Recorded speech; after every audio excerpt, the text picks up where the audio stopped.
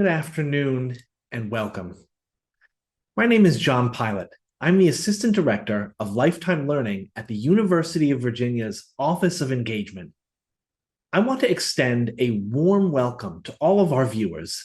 I'm so pleased that you are joining us this afternoon for our program today, Thinking Clearly in Uncertain Times, Insights from Radical Doubt. If you'd like to purchase Professor Parmar's engaging book, you will find a link to the University Bookstore in the webinar chat box below. Please note, this program is being recorded and will be posted in Lifetime Learning's vodcast library in a week or so. We received many questions in advance of the program that have been shared with our speaker. If you have a question during the presentation, you may enter it in the Q&A box at the bottom of your screen. Now, I'll take a moment to introduce our faculty speaker. Professor Bidhan, or Bobby Parmar, is the Shannon Smith Bicentennial Professor of Business Administration and a proud triple who.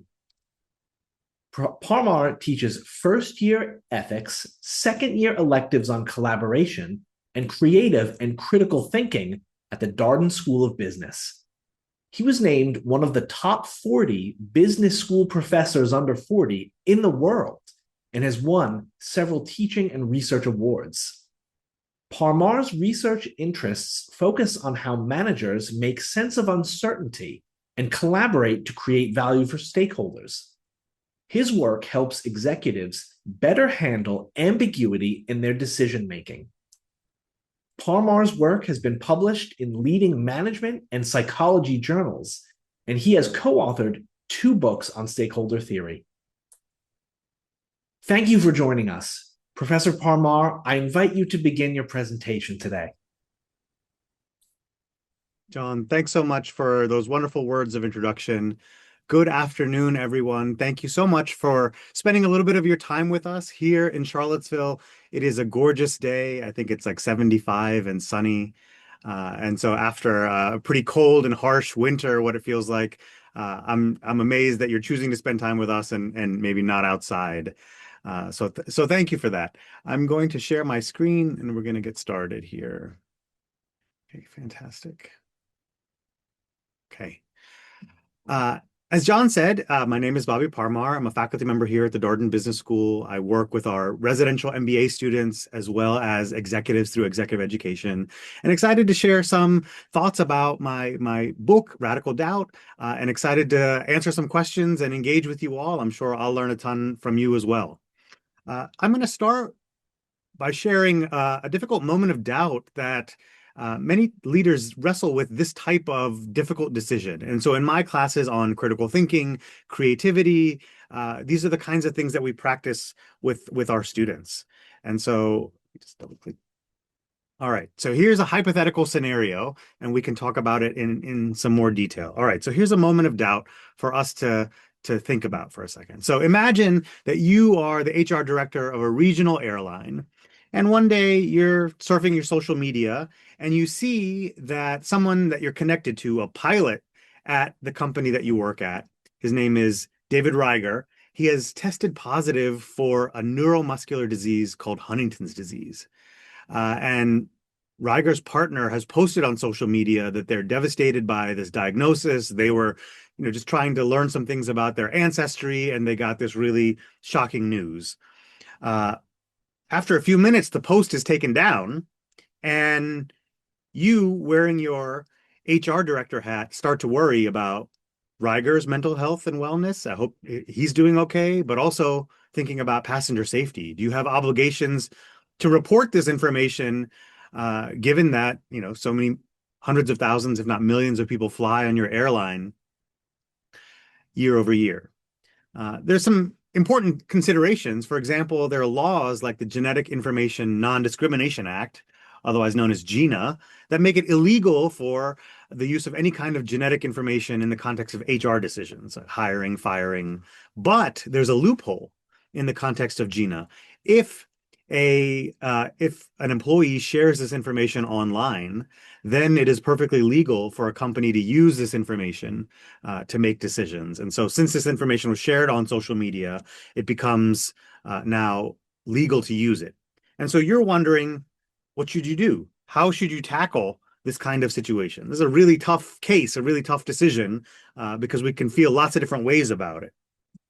So before we dig into the details of this particular situation, I want us to notice something about moments of doubt in general.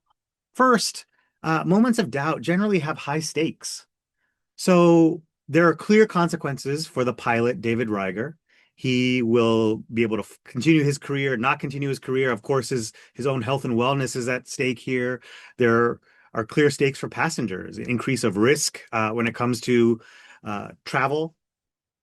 There are stakes for you in your career and how people think about your leadership and your decision making in the context of being the director of HR. We also experience moments of doubt at having multiple goals. You want to care for employees at Danville Airlines. You want to make sure that you're not increasing risk to passengers. You want to make sure that you're profitable as an airline. All of those things are relevant goals in this context that make it hard to make a decision and figure out what to do. And finally, there's high uncertainty. There are a bunch of things we don't know. We don't know how Riger is feeling about this decision. We don't know whether and how his symptoms will manifest.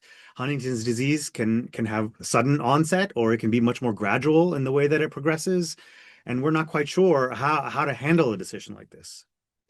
There are lots of different types of moments of doubt. So before we get back to the situation with the pilot, sometimes we can have a hard time deciding what to do when we face decisions where rules and consequences are in conflict with each other, where you might have a student who is failing a class and you're deciding whether to fail them, but if you fail them, they won't graduate. And that feels like a really severe set of consequences. People struggle with balancing norms, rules, and consequences. People also struggle with decisions where, at first glance, harms are kind of small.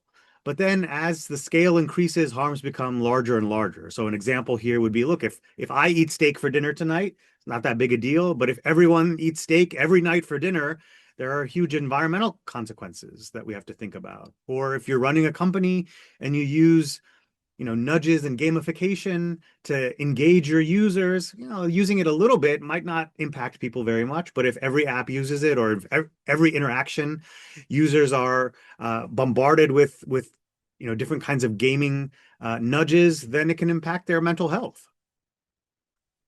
There are moments of doubt that have to do with unintended uses.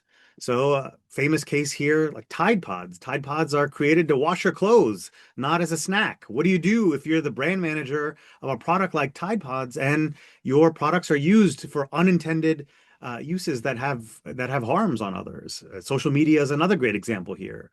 We wanted to create social media to connect with each other, not share misinformation or, bully or harm others. And then finally, there are a class of moments of doubt that I call Jurassic Park problems, because these are things that we can do, but we're not sure if we should do them. Whether that's cloud seeding in order to try to change the atmosphere and climate change, or whether that's building, general AI, all kinds of things like that, where now we have technical and scientific capability, but we're not sure if this is a good decision for human beings or for particular human beings. And so all of these different types of moments of doubt have something in common. And what they have in common is that they're the product of three different interconnected systems in our brain that produce our experience of certainty and of doubt. I'm going to talk about each of these one at a time. So we've got one brain system that I call our pursue system. Others call it our mesolimbic pathway or a reward system. And this is the system in the brain that when we see some reward, some benefit, that our attention kind of focuses on that benefit and we go after it. We're excited to, gain a bonus at work, or have a conversation with a really interesting colleague or friend, go after a delicious meal, whatever that is. There's some benefit in the future that we're excited to pursue. On the other hand, we have a system that is really geared towards protecting us from threats. Sometimes those threats are physical threats. Other times those threats are social threats. I don't want to look stupid in front of my colleagues. I don't want to make a mistake in front of my teacher. I don't want to get rejected if I ask someone out for a date. Those are all ways in which, we might feel apprehension or fear, and we avoid the situation, or we find a way of exiting the situation. And when our perceptions are driven primarily by our pursue system or our protect system, things are relatively certain. I know I'm going to gain this benefit and I'm going to go after it. I know that if I do this thing, there's going to be a harm. And so I better not do it, or I better find a way of avoiding the situation. And if we're wrestling with this decision about Riger and the airline, some of us, when we're thinking about the situation, might say, look, I want to protect passengers. I want to be the person who protects passengers from any additional risk. And we might decide that what we want to do is remove Riger from the cockpit. Others might say, look, I want to protect myself from any kind of legal repercussions. I don't want Riger to sue me or the company personally. And so I'm not going to do anything. And so our experience of certainty is molded by the interaction of these two systems, our pursue system and our protect system. They regulate our approach and our avoidant behavior. But there's this third system. This third system becomes activated when things are unclear, when there are multiple conflicting interpretations of the situation that we face. On the one hand, I want to help Riger. I want to make sure that he's okay. I want him to be able to continue the career that he wants to have. And on the other hand, I don't want passengers to face any more risk. And I don't know which obligation is more important. I don't know which set of consequences is more important. And when there isn't a stable, clear interpretation of the situation that we face, this third system that I call our pause and piece together system becomes active. It recruits our attention, it recruits our long-term memory in order to look around and say, what's really going on here? How can I form a more stable interpretation of the situation so I know what to do? And when this system is active, we start to experience uncertainty and we start to experience doubt. And when we experience uncertainty and doubt, we can think about that in lots of ways. Sometimes that can be exciting, as when we experience curiosity. Other times it can be paralyzing. We might call it anxiety. We'll talk a bit about that in a second. So if you were in my class, the decision about Riger might be a final exam at the end of our critical and creative thinking course. And there's lots of different types of responses I see from students. Here's a pretty common response that I see from many of my students. They would say something like, I wouldn't say anything to Riger. I wasn't supposed to have this information. I think that it's discriminatory in order to use it, so I'm going to do nothing. I'm going to let him fly, and I'm going to take any risks that come with that rather than breaking any rules. I neglected to say that in my classes, when we discuss a case like this, particularly this case, usually this is a decision where students disagree with each other and usually split around 50-50. Half of the students are leaning towards letting Riger continue to fly, maybe with some caveats, and the other half of students are interested in letting him, taking him out of the cockpit, saying this is too dangerous, we're not going to continue to let him fly. And so one thing I want us to notice about this particular response from students is that they're relying on their intuition. They have this strong feeling that we should remove Riger from the cockpit or we should let him fly. And then they look for confirmatory information to make that intuition the right answer. So the technical term here is they post hoc rationalize their intuition. They treat their intuition as if it's their decision. I think it's dangerous to let Riger fly, therefore I'm going to take him out of the cockpit. I think it's fine. It's not that much more risk. It's a little bit more risk. How do we compare that to other risks, other ailments and conditions that pilots might have? Well, then maybe I'll let him continue to fly. There's another type of response I see from my students. This one is long, and I apologize that the slide is very texty, but I'm going to read it to you because I want you to get into some of the details. So this type of response, a student might say, first, I'm going to call the company's legal counsel and I'm going to get feedback on what to do. I wouldn't disclose Riger's identity, but I would ask for help in thinking about the situation more carefully. In the meantime, I would look over his flight schedule and ensure that a strong co-pilot is assigned to fly with him and that he's flying with the most advanced safety technology. Once I hear back from the lawyers on what I can say and what I can't say, assuming that I could say something, I would meet with Riger, tell him what happened, tell him how I learned about the situation, and that I want to help him. and I want to protect passengers. I would ask him how he thinks about what we should do to handle the situation. I would be ready to share my perspective, which would include some time off to be with family if he would like it, an assessment of the risks with doctors, so we can set up a check-in system where he can continue to fly and have the option of having a co-pilot take over during the riskiest times of flight, and maybe institute a process of more frequent check-ins to monitor his health. Then, with the doctors, safety specialists, and Riger, we would define a clear set of criteria that would allow him to fly and define the conditions under which we would shift him to another role in the company. Riger needs to know that we have his back and trust him to report any changes in his health as soon as possible. I would work with Riger to identify another position at the company so that when he hits the mutually agreed upon screens, we could transition him out of the cockpit and he would have a meaningful role in the company. If lawyers say that I can't say anything, I would ask for further clarification on what can be done and follow those guidelines. For example, perhaps we could move Riger to shorter flights or ask him to fly cargo instead of passengers. I would also work with Riger on a plan to address any concerns raised by other employees. If I learned about this situation, about his healthcare concerns on social media, others would probably also know, and people would be wondering about the situation. I'd aim to create a message that maintains Riger's privacy and ensures employees that we're monitoring the risks and have a system in place to address them. In addition, I would raise the general issue with the FAA so they could create guidance that the larger industry could implement on genetic information.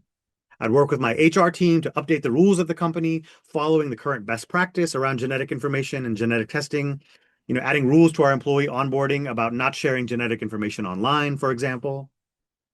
I know that there's a high risk that Riger doesn't accept this path and that he may take legal action. So I will document my actions and conversations and make sure to work with the legal team to protect ourselves and prepare for a lawsuit if and when it comes to that.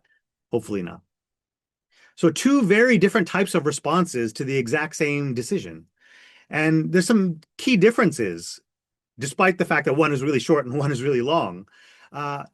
The second one has much more specificity and detail. You can tell that this student has taken the time to really think about this decision from multiple perspectives, from their perspective, from the company's perspective, from Riger's perspective, from the passenger's perspective. And their plan is pretty detailed on what are the kinds of things that they would look for in order to change course. Their response is also very comprehensive. It doesn't just focus on the presenting issue of what to do about Riger, but also notices that, wait, we have some policy changes we've got to make. We've got to make changes to training. We've got to think about the larger impact to the industry here. And so the plan at least makes some motions in those directions. The student has also thought about the risks in their plan. They've said, okay, look, this is not a perfect plan. There are clearly some risks. Riger might sue us. I might not be able to say anything given consultation with the legal team. What am I going to do about those risks? Rather than assuming that there are no risks, let me think ahead about what they are, and then think about putting together a plan to address or mitigate some of those risks. And then finally, the plan has some things that we would call pivot points or boundary conditions. Knowing ahead of time that we can't predict the world, we might say like things in the world might change. Riger might decide he doesn't want to fly, or the regulation might change on this. And if that happens, how will I react to that? Rather than finding myself on the back foot when the world does change, how can I think ahead to the most likely changes and decide what my boundary conditions and pivot points are? In order to create a recommendation like this, a student can't treat their intuition as if it's their decision. They have to treat their intuition as if it's a hypothesis. They have to use it as a basis for learning more rather than a way of shutting down the decision process.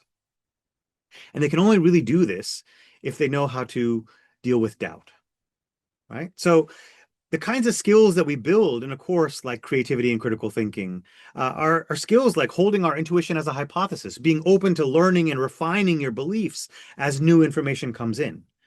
We build skills around learning about the multiple dimensions of the problem.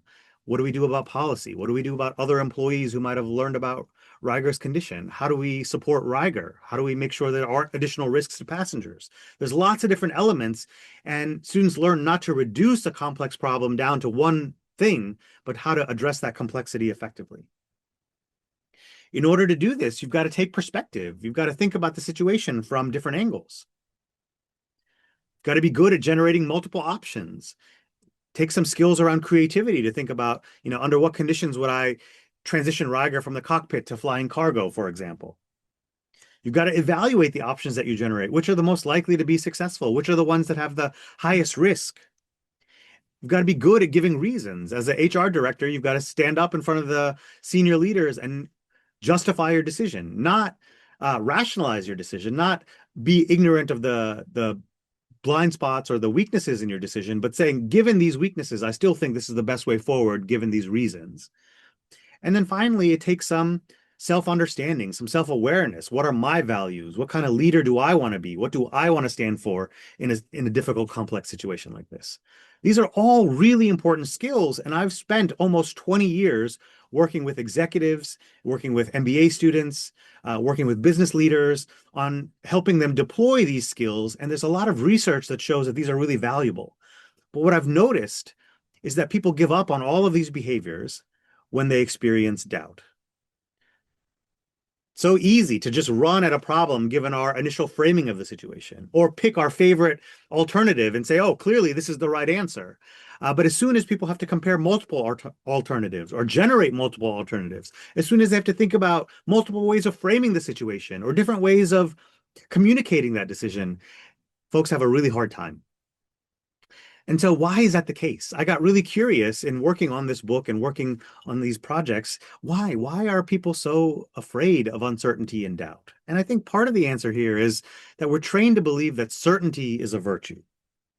But when we have certainty, there's some clear limitations. We are less likely to listen to other people's perspectives because I have the right answer. There's no need for me to listen to you. We're much more likely to decide quickly and jump at the first framing of a problem rather than think about what are some things that could go wrong. When we have the right answer, we feel more justified in exerting power over others. My answer is right. You're distracting from us being efficient and effective, so you need to stop talking, right? It makes it easier for us to ignore risks. No. There's no risk to my answer because I found the perfect one, right? And it's easier for us to feel righteous and feel really good about our decision because we're ignoring all of the information that might suggest that there are weaknesses or potential problems, blind spots that we're not seeing. And because we're so focused on certainty, we end up seeing doubt as a weakness. Doubt becomes this thing where it's a reason to quit, to give up. Maybe it's an indicator or a signal that we're not up to the task, that we're not good enough, or that we're not ready. There are lots of different types of decisions and lots of different types of problems that leaders have to confront. And for many people, the prototype of a good decision maker is someone who, I don't know if you have this memory of being in the second grade and memorizing your math facts, and the teacher holds up a flashcard, and you either know what 2 times 2 is or you don't. And many times we treat decisions that way. You either have this correct intuition and experience to know this is exactly what to do, or you don't. But unfortunately, not all the problems that we face as leaders are like those math facts where we can have the training and the experience to know exactly what to do in an instant. And when we focus so much on certainty and don't think about doubt as a way of improving and learning, then what happens is we avoid or we experience paralysis when we confront moments of doubt. When we find a difficult decision or we're confronted with a difficult decision, we find ways of getting out of it or kicking the can down the road. Or if we try, maybe sometimes we're ineffective because we think we've got the right answer and we don't look for any weaknesses or any ways of making it better.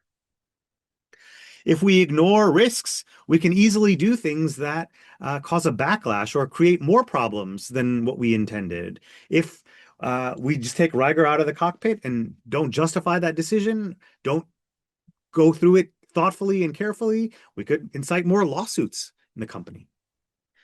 We can also get on this hamster wheel of certainty. There's a whole, silver bullet industrial complex where people sell, here's a solution that's going to fix all your problems. And we try it, we experience doubt, and then it doesn't work. And so we try something else. And we get on this hamster wheel of just trying to find the next silver bullet. And for me, most importantly, when there are multiple ways of interpreting a situation, when there isn't a single clear answer, those are moments where we get to exercise our agency and our free will. We get to choose what to do. We get to choose how to interpret, what to pay attention to. And when we avoid doubt and we constantly look for certainty, we atrophy our skills for agency, for free will. Okay. So this got me to think differently about how I approach my students and the executives that I work with. What if instead of seeing doubt as something that's wrong with us, as a weakness, we saw it as a catalyst for curiosity and learning? That it's a sign that we're about to get a little bit smarter or that we're about to learn something new. And so if we took doubt as a sign that perhaps we can learn something, one way I like to think about it is like the burn in the middle of our workouts, right? So if you're lifting weights and you're on rep one, things are pretty easy. If you're doing bicep curls, for example. But on rep seven, rep eight, it starts to get hard. But that's the part of the workout where you're actually getting stronger, right? If you quit before you get to that point, or if you quit at that point, you're not actually getting the benefits. And so if we thought about doubt as this catalyst for improving and learning, then there's some things that we might try. And so the first is changing the way that we think about doubt, not as necessarily a weakness that we're not good enough or that there's something wrong with us, but that it's an opportunity for further growth. As leaders at every stage of the decision-making process, from framing problems to generating alternatives to communicating with stakeholders, we've got to manage this process of divergence and convergence. Can we generate a couple of different ways of framing the problem and then choose the one that is most likely to help us achieve our intentions? Can we generate a couple of different alternatives for achieving our intentions and then choose the ones that are most feasible? And what I see when I work with teams is that many times folks don't diverge at all. They just converge quickly on a solution that ends up causing a lot of problems. Dealing with doubt can feel difficult. And so it's really important for us to clarify our why, our purpose, our motivation when we're addressing doubt. Who's going to benefit from doing this hard work of thinking? Whose life is going to be better? What skills am I going to develop and grow when I go through this process? And another great strategy is shrinking the doubt. Lots of times we have these big existential doubts. I don't know if I should move to city A or city B, and I can't figure it out. Shrinking the doubt means saying, well, let me take a trip to city A and get a sense of what is it like to live there. I want to run a short experiment on what it's like to work in this career. I'm going to do a short internship to get a sense of what it's like to live this kind of life. And by really focusing the doubt on what is it that we'd have to learn in order to move forward, we don't get paralyzed as much and we can figure out some good next steps. Over the course of my time working with executives and with students, what I've learned is that people want to be a right answer getter. Our education system, uh, work can send the signal that being smart means getting the right answer. And then we confront situations where there isn't a single right answer to get. And in those moments, people have to switch from trying to be a right answer getter to being a better answer maker. And being a better answer maker means being able to thrive under conditions of doubt and uncertainty, to see it not as a weakness, but to see it as a catalyst for our own growth and learning. I hope that some of these ideas are interesting to you. I know that we got a lot of great questions from the audience ahead of time. I'm excited to dive into some of them, and I know that I see some populating in the chat. And so excited to dig into it. Professor Parmar, thank you for sharing that with us today. After reading your book, I have a few questions for you before we get to the audience, if that's all right.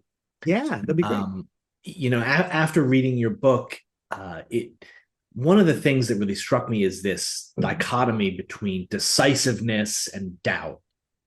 So if you could dispel one myth about decisiveness, what would that be?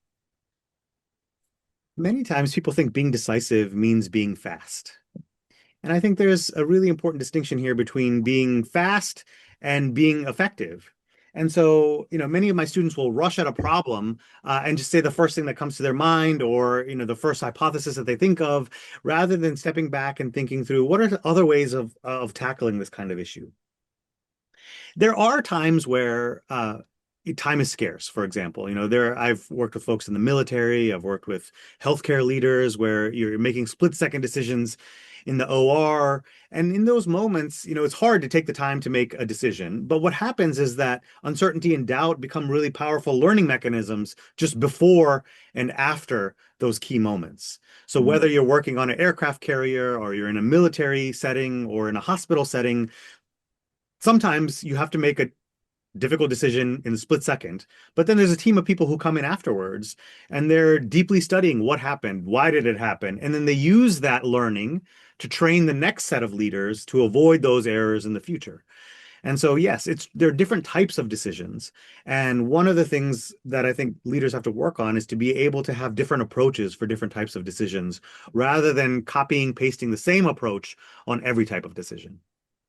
Right. That makes a lot of sense. And sort of related to that, you gave the example in your presentation today of the pilot in social media. And one of the Yeah. things that I found really uh, amazing about Radical Doubt was you open every chapter in sort of that mode with many different examples. And I was curious how you decided on those examples. Yeah. Oh, that's been, a many year process. As I've worked with my students, as I've worked with executives in lots of different types of industries, I've cataloged these difficult decisions where they didn't know what to do. And I have, a file of 100 plus of these difficult decisions. And as I started to write the book, I started to categorize them into themes. There were some common themes. I have some information. I'm not sure if I should share that information. I don't know how to deal with a situation where there's a clear rule, but if I follow that rule, someone is going to be harmed. And that shows up in different ways for educators, for folks in the military, for folks in a hospital. But at its core, it has this element of conflict between consequences and rules. And so it's been interacting with practitioners, listening to the decisions that they remember, that that kind of change the course of their careers, and cataloging them. And then thinking about which of these specific types sets us up to have a good conversation about a certain set of barriers or lessons for decision makers. Right. That's very interesting. So these were all at the core sort of real Yeah, scenarios. absolutely. Amazing. Absolutely. Um, The ones in the book have been, massaged and disguised, but they all come from people's real experience. that's really powerful to hear, actually. Um, one of the things that I thought about was that many people experience these moments of doubt as anxiety, right? They feel this physical feeling in their gut. They're not sure what to do. How can we differentiate between doubt that is productive and the type that just shuts us down? This is a really important question, John, and I thank you and the audience members for raising it. First of all, it helps clarify something that I think is important that I think I could have done a better job in the book of articulating as well. And this is one of my favorite things about writing a book is then it allows you to have better conversations with folks. Really smart people like you and our audience can come to me and say, well, did you think about it this way? Or here's an example, and you get to learn so much. And so this is a question that has forced me to be a little bit more careful in the way that I talk about things. And so I want the kinds of tools and techniques I describe in the book work really well for low to moderate types of doubt, right? When okay, like I'm feeling a little uncomfortable, I don't know what to do, maybe I'm a little bit panicked, but I can use some tools and techniques. I can still regulate myself. But if we're at really high levels of doubt and uncertainty and we're really paralyzed, like we're not even in the place where we can start to apply any tools or techniques. We need to do some other things. We need to get help. We need to find ways of regulating ourselves so that we can get to a place where we can think differently and find ways forward. And so it's an important kind of boundary condition for the tools and techniques in the book to say this is most effective for kind of low to moderate cases of doubt. If you're feeling really paralyzed and can't move forward in any way, shape, or form, we got to seek some help before we can use the tools and techniques in the book. But Right. Yeah. If you shut down, there's no way to use any tools. exactly, exactly. But your question here really forces us to think about what's productive doubt versus unproductive doubt. And the way I like to think about it is what types of doubt, if we wrestle with them, can help us move forward, and what types of doubt make us feel trapped in a situation. Right. And so when we are dealing with a difficult decision and we feel trapped because we don't see any way forward, and then we start to feel increasingly paralyzed and anxious, now all of a sudden it feels very unproductive. I'm not gaining any momentum, not thinking through any way forward. But if I can articulate, okay, I don't know what to do with Riger, can I get some help from someone who has seen a situation like this? Can I have a conversation with him to learn about where his mindset is and what he's open to or not open to? Those are things that lend themselves towards a next step or a particular action. And so asking ourselves, is this, if wrestling with this doubt is going to help me figure out a next step, or if I'm feeling paralyzed or trapped by it? And there's some questions that can help us differentiate these things. Like, is this something that happens to other people in a similar stage or role as me? Sometimes we get so wrapped up in our own heads, it's only me that experiences this, but it might just be this is what senior leaders face, or this is what people who graduate from college face, right? And so just zooming out a little bit to say, does this happen to other people? And will this pass? Is also a Right. way of kind of distinguishing between, unproductive and productive doubt. Is it worthwhile for me to endure this? Is there some benefit, right? If there's no benefit here and there's only increased pain, then it's Right. more likely to be unproductive than it is productive. And then finally, another important question is, can I find or create resources that will help me learn in this context? And by resources, I mean, for example, relationships. Are there people I can reach out to? Do I have time? Do I have systems of support? Am I getting enough sleep? Am I eating well enough that I have, the physical resources to do this hard work? If the answer here is no, then the likelihood of it being really unproductive doubt is a lot higher. Yeah, that makes sense. And the way you explained that, it sort of made me wonder from you how we might use this framework to navigate personal decisions, right? Maybe like family choices or life transitions. These are things, So, as you say, that happen to everyone. yeah, this is a really tough one, and one that I think I many of my students, sometimes undergraduate, sometimes graduate students, alumni come back, and it's really hard when it feels so personal to step back and kind of regulate ourselves. And we're also out of practice because so much of our lives, particularly when you're dealing with undergraduates and graduate students, they've just done such a good job of hopping from track to track. They were told to take these great classes, in high school, and they took them and they did well. They were told to apply to great schools, and they did. And they got in, and they were told to take these classes and get this job, and they did. And then at some point, they hit a set of decisions where there isn't a track to jump to, and they don't quite know what to do. And so this distinction then between being a right answer getter and a better answer maker becomes really important, because one of the things that makes it hard for people in their personal lives to make better decisions is they're trying to find the perfect partner, the perfect job, the Mm. perfect next step, rather than what's one where I can gain some benefit. It might not be perfect, it's going to have some weaknesses, but I'm going to learn something and I'm going to be better off for it, rather than I, what's the perfect one, right? And so I think a helpful frame is not how do I get rid of uncertainty or doubt, but how do I work with it to make a well-informed, thoughtful decision. And so one more thing here that I think is helpful in the context of kind of more personal decisions, these life transitions, is we saw this skill of thinking through the problem from multiple angles.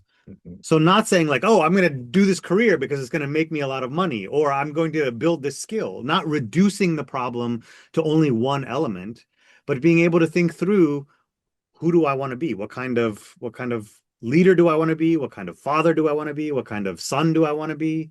And then thinking through consequences. What are the benefits and costs of this decision to whom? Who benefits from me taking this Right. particular role? Who bears the cost of me taking this kind of role?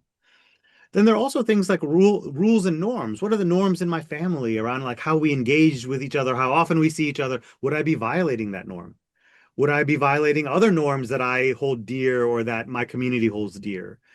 And then also thinking about relationships and thinking about how these choices help us care for those that we're connected with and maintain those connections. And so when we can think about things like our character, consequences, principles, and relationships, we can get a much richer sense of the problems that we're addressing, and we can make better decisions by avoiding reducing them to only one criteria.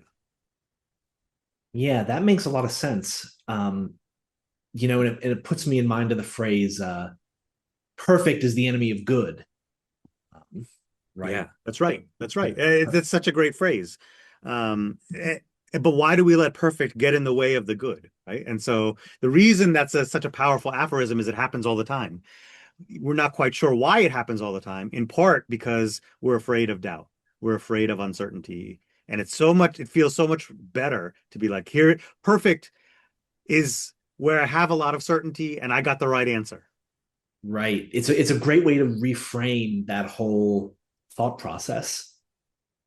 Um, how One of the questions I thought about when I was taking a look at your book was how might the tools that you present and these questions that you urge us to think about, how might they support civic engagement or in decision making in your community and in public discourse? Yeah, it's such a great question. The book doesn't tackle that head on, but I think there are some things that, some bridges we can build to the tools in the book and into that topic. So the book is really framed because I teach at a business school. It's framed to people who are dealing with uncertainty and doubt in the context of business. But I think the tools and techniques can be applied on a much broader scale. Ultimately, the argument around seeing doubt as a catalyst for learning is really an argument about humility. And a lot of our civic discourse, our public problem solving is the opposite of that. There's a right answer, and our job is to tell the other people that to put them in their place because we have the right answer and they don't. Mm, And what happens is it's very hard to approach those kinds of decisions with the kind of intellectual humility to learn from each other and figure out how we're going to share this, precious planet together rather than proving them wrong and us right. And so if we think about civic engagement and civic discourse as an exercise in intellectual humility, I think there are some things that open. And of course, there are boundary conditions to that. Of course, not everyone is game for that kind of exercise. I think, this has become increasingly challenging, but I'm an optimist. I work with people from lots of different uh, areas of life with lots of different views, and people are willing to have a good conversation and listen. yeah, excellent. And it seems like these tools are so applicable. And so before we get to the audience questions, we've had a lot coming in. I just have one more. Yeah, great. Um, what are some small habits that any of us can practice every day to begin integrating this into our routine, our decision making? Yeah. No, that's such a great question. These are small things I think that can have a pretty big impact on how we make decisions and how we wrestle with doubt. The first is kind of counterintuitive, but I think makes a big difference, which is to take care of your body. To make sure you're sleeping well, you're eating well, that you've got great relationships, that you're moving. Because when we've depleted our body budget and we, don't have the energy or the enthusiasm, it's so much harder to deal with moments of doubt. They feel so much more heavy. The level of anxiety we feel is so much greater than if we've gotten a good night's sleep and we're, eating nutritious food. And so that is just a really good base for all of us. You want to make great decisions, take care of your body. For too long, we've separated the mind and the body, saying, no, no, no, if you don't take care of your body, it doesn't matter. At least your brain is functioning. And I think there's so much research that shows that that's just not the case. Uh, Another practice is that I love collecting alternate ways of thinking about things. Like somebody came at a problem in a very different way than I ever thought was possible. Like, isn't that cool? Hmm. And just collecting these interesting ways of thinking about problems, different, whether it's tools or different approaches, because you never know when they're going to come in handy, right? And so when you're dealing with a lot of uncertainty, one of the things that matters is having a broad toolkit. And if you think you have the right answer, you don't invest in building a broader toolkit because you think your tools are the perfect ones. And Right. so collecting tools and techniques from lots of different folks and saying, oh, wasn't that cool how John framed that thing? Or wasn't that really interesting the way he communicated to this particular stakeholder can help you pivot as needed when you deal with a complex world. And then finally, this is something I've started to do over the last year or two. Um, it's been really helpful to me in my own decision making. So, particularly when I'm feeling confident in something, I pause and ask myself, how might I unintentionally end up creating the opposite of what I want? Interesting. I have these really good intentions to help my daughter with her math homework. Okay, what might happen that might actually make that harder to do or might turn her excitement from math into, just exhaustion or things like that. Or I want to cut cost in my business. Okay, how might I Mhm. unintentionally end up making things more expensive? Hmm. The business world is littered with examples of people who tried to do X but ended up doing Y. And that's why another aphorism we have is, the road to hell is paved with good intentions, because That's we right. start off really, really certain about, oh, this is going to lead to this. But we don't see all of these other ways in which we might end up having the exact opposite outcome than we intended. That is such a great response, and I'm going to start practicing that in my personal life today. So as you can see, we've gotten quite a few audience questions. Um, we've gotten several around radical doubt and how that how this framework might interact with AI. Yeah, Um, let's talk a you little bit have about that. It's fascinating. I think across higher ed and across so many different industries, we're seeing the proliferation of Gen AI. And, students are using it to take shortcuts in the classroom. And the question that I end up asking is, how are you using this to make yourself more capable versus to remove the need of being capable at all? I have a colleague who likes to say, if AI can do your schoolwork, it will soon do your job. Right? wow, yeah, Which is such a great saying. yeah. And so I guess the question is, when we use Gen AI or when we're using AI, can we use it as just like when we think about our intuition? Is it information that we can process and then still take responsibility and agency for the decision versus abdicating our agency and responsibility and saying, no, no, no, AI will make the decision. AI told me to do X. AI Right. told me this is the right answer. And so that's the inflection point for me. I think using it as information to inform our judgment, fine. We get stronger, we can become more capable. I like to try generating ideas and solutions or writing something first and then have AI improve it or find weaknesses. But if it substitutes for our agency, for our choices, for our judgment, now we're getting into territory that makes me uncomfortable. As Right. someone who's an educator who cares a lot about building capacity and skill in my students and in the folks I work with. Yeah, that's a really interesting answer. One, well, the one way of thinking about it, builds skills, and the other Yeah, abdicates those skills. yeah, Um, Let me see. Uh, we've gotten a couple of questions here about, um, why do we expect our leaders to make quick decisions? Why do we as a society expect this sort of thing? Um, yeah. Yeah, and it's a good one. I don't know that I have a great answer to this, but I'll try something, and I'm sure maybe members of our audience or folks tuning in later can refine and make this better. And I'm excited to hear what they have to say. I think that there's this sense that if you have expertise, right? When we think about hierarchies, we think about hierarchies as being arranged around expertise, that senior leaders have more expertise. That's why they're senior versus someone like me who might be at the bottom. I have less experience and expertise.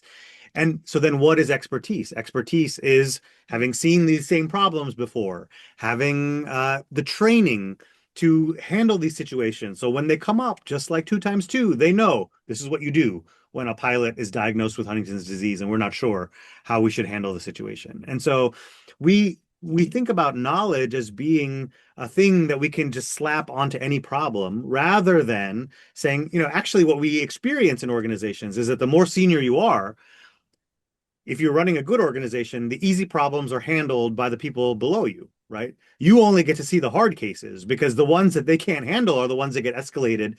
And so senior leaders are the ones dealing with problems that cut across accounting and legal and strategy, or where there isn't a single simple answer. And so building these skills around doubt are actually what senior leaders need. yeah, that makes sense. Along the lines of building those skills around doubt, um, how does early childhood development or parenting shape the way we experience doubt? Oh, so much, so much. And I'll say, like, it's not deterministic. It's not deterministic. Our beliefs about doubt are just that. They're a set of beliefs. And there are Mm, times where we can feel more comfortable, and there are times where we feel less comfortable. I like to talk about the difference between a play mindset and a work mindset. So mm. psychologists that study play uh, describe it as a state of mind where we feel that self-expression is high and self-evaluation is low. I get to try a bunch of things that feel kind of authentic and interesting to me, and I'm not worried that people are going to judge me about it. Whereas work feels like the exact opposite. And by the way, so does school. Right. Self-expression is low because there's a right answer, there's a way of doing it. And self-evaluation is high because it's if you don't get the right answer, there's something wrong with you, Bobby. There's some And negative consequence. some negative consequence. You're not going to do well on the test. You're not going to get promoted, all those kinds of things.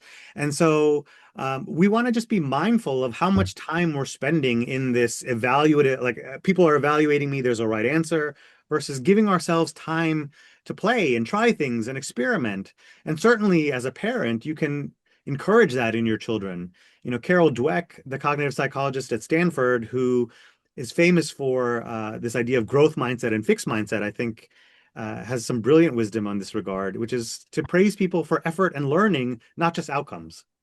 And so when people find joy in the work itself, they're much more willing to dip a toe in the unknown and try new things than if they're going to be only evaluated for outcomes. Because why would I do something new if I don't know what's going to happen and you're going to hold me accountable for it? Yeah, if we don't know it's going to work, why? Yeah. One of our audience members asks, how do you utilize doubt and embrace doubt without veering into like an over analytic type of mindset? Yeah, yeah, that's right. One risk of this approach is that, we can get into what others have called admiring the problem. We just keep thinking about all the things that could go wrong and all the risks and trying to mitigate everything. And for me, it's really the reason we engage doubt is to learn about what to do next.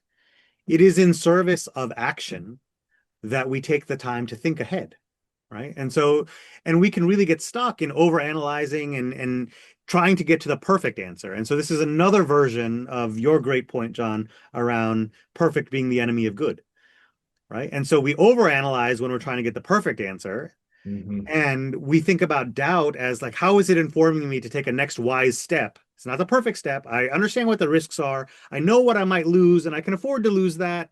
And I feel confident in taking this next action, even though it's not the perfect one. And so the point of thinking about doubt is in service of the next step, in service of an action that we can do. It doesn't have to be a big thing. It can be something about learning, but it is to act.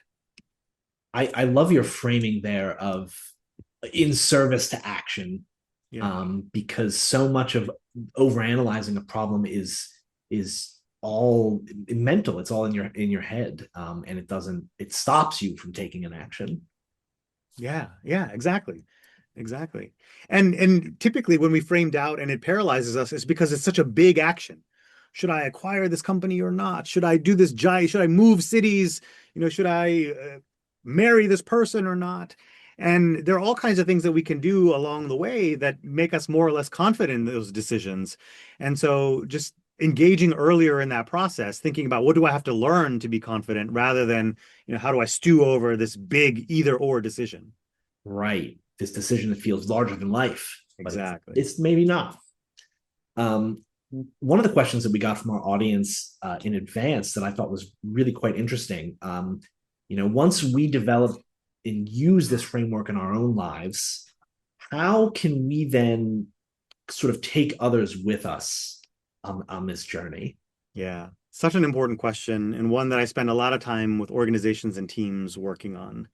I think senior leaders, one way to think about senior leaders in organizations is they are the steward of good thinking across the organization, right? They set the example, they set the expectations of what constitutes good decision making and good thinking in the organization. So one, it's like taking that responsibility seriously and saying good thinking isn't just rushing to solve a problem as quickly as possible. Many leaders sometimes fall into the trap of ready, fire, aim, right? Because we're just so interested in moving forward. We're going to do something. It doesn't matter if it's completely the wrong thing, but we're doing stuff.